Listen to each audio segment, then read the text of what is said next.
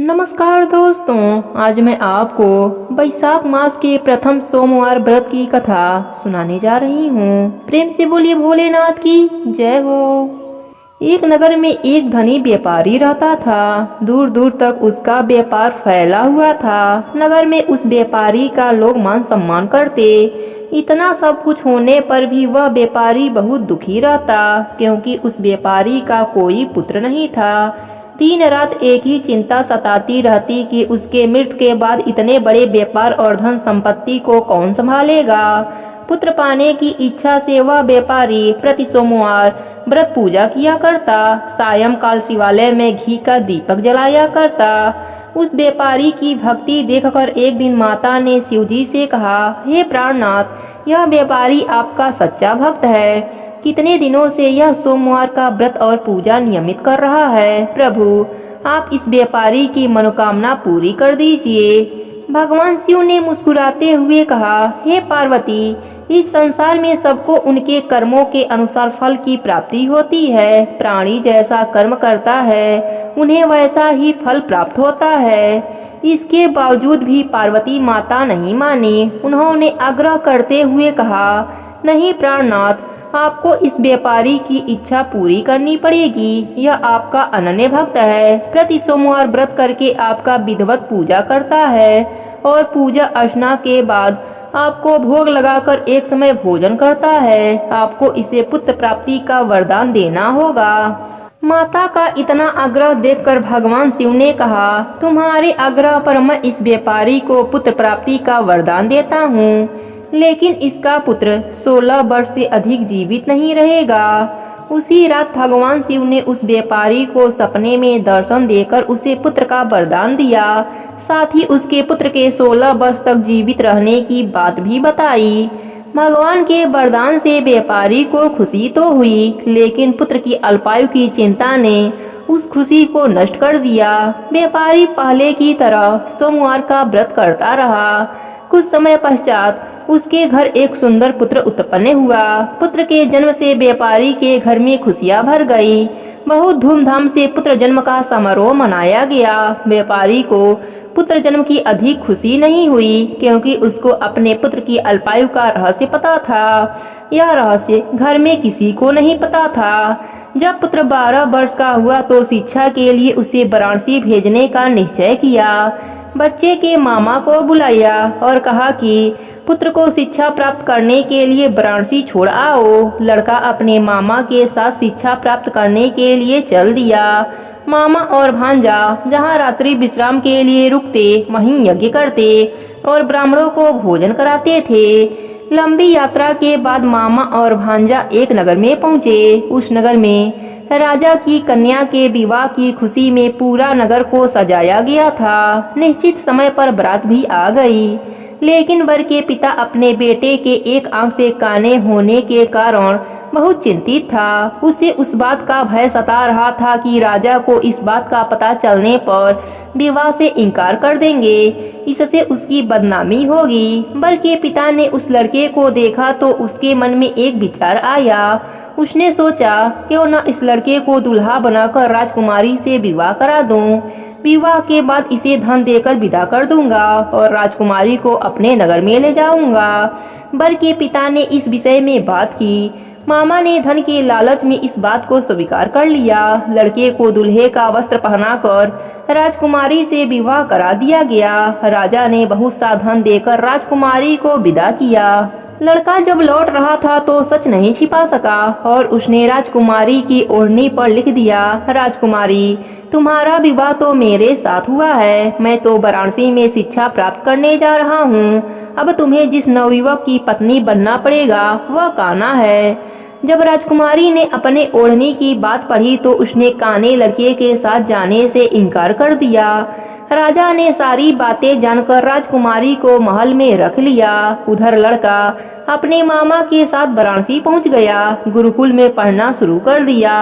जब उसकी आयु 16 वर्ष पूरी हुई तो उसने यज्ञ कराया, ब्राह्मणों को भोजन कराया और अन्य वस्त्र दान में दिया। रात में अपने शयन कक्ष में सो गया। शिव जी के वरदान के अनुसार शयन अवस्था में ही उसके प्राण पखेरु उड़ गए। सूर्य उदय पर मामा भांजे को मृत देखकर रोने पीटने लगा। आसपास के लोग भी एकत्र होकर दुख प्रकट करने लगे।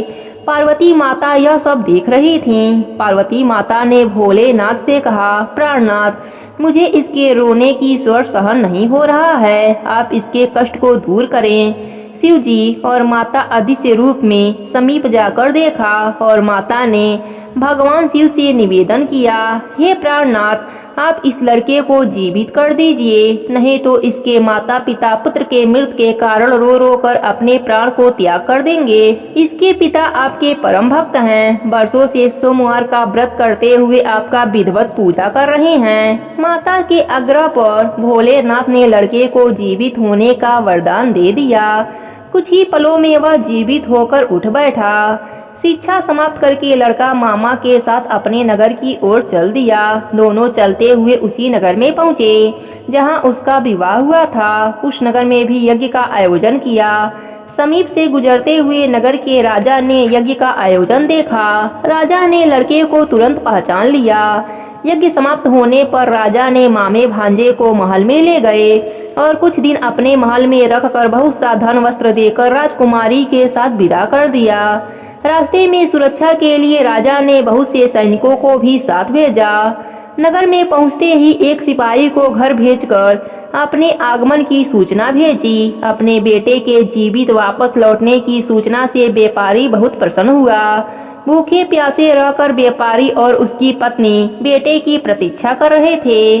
उन्होंने प्रतिज्ञा कर रखी थी कि यदि उन्हें अपने बेटे के मृत्यु का समाचार मिला तो दोनों अपने प्राण को त्याग देंगे। व्यापारी अपने पत्नी और मित्रों के साथ नगर के द्वार पर पहुंचा।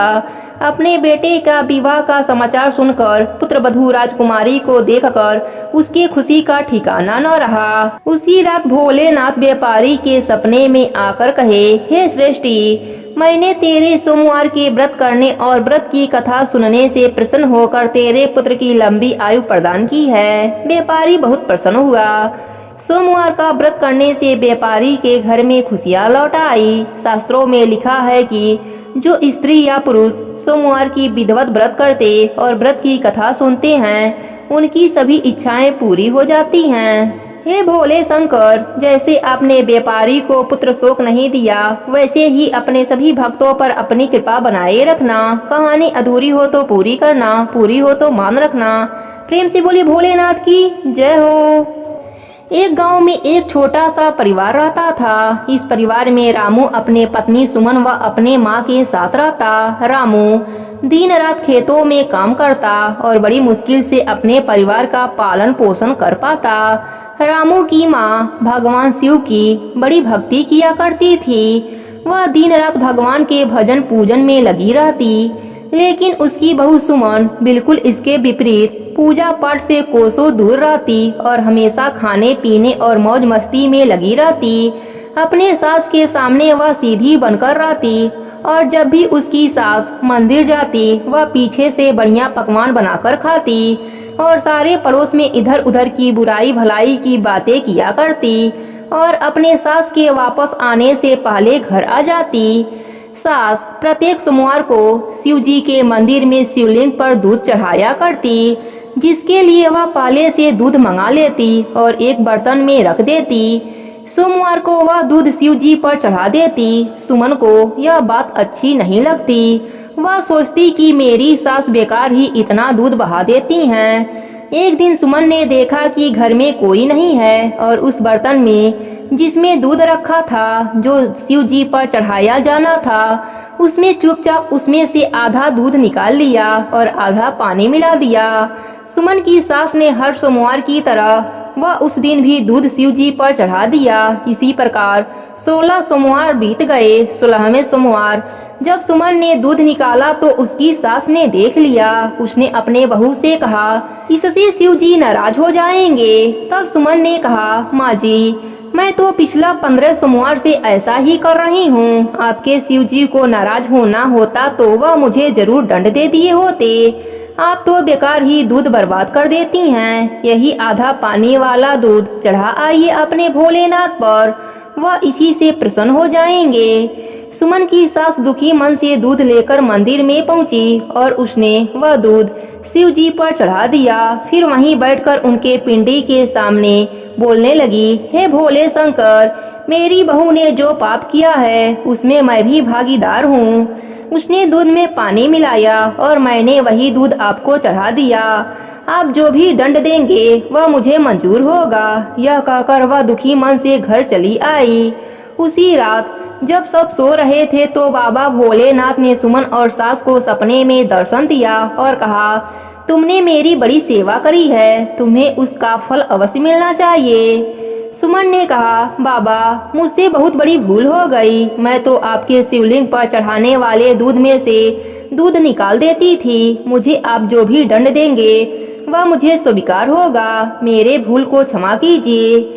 सास ने भी कहा, महाराज मैं भी इसके पाप में भागी हूँ, मुझे भी दंड दीजिए। तब बाबा भोलेनाथ ने सास से कहा, तुमने जो मेरे शिवलिंग पर दूध चढ़ाया उसमें आधा पानी तुम्हारी बहू ने मिलाया, जिससे उसे भी जल चढ़ाने का पुण्य प्राप्त हो गया।